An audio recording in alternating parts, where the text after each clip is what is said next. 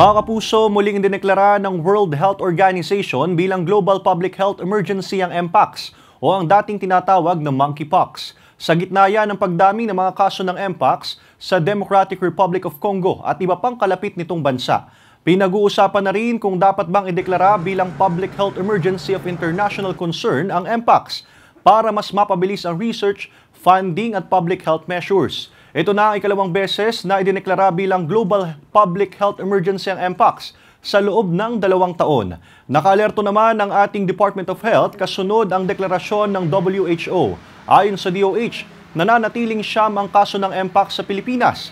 4 dyan ang naitala noong 2022 at 5 naman noong nakaraang taon. Walang bagong kaso ng Mpox sa Pilipinas mula Disyembre ng nakaraang taon. Ang Mpox ay maaaring makuha sa pamamagitan ng direct contact sa body fluids. Kabilang sa mga sintomas nito ang flu at nagdudulot ng sugat o skin lesions.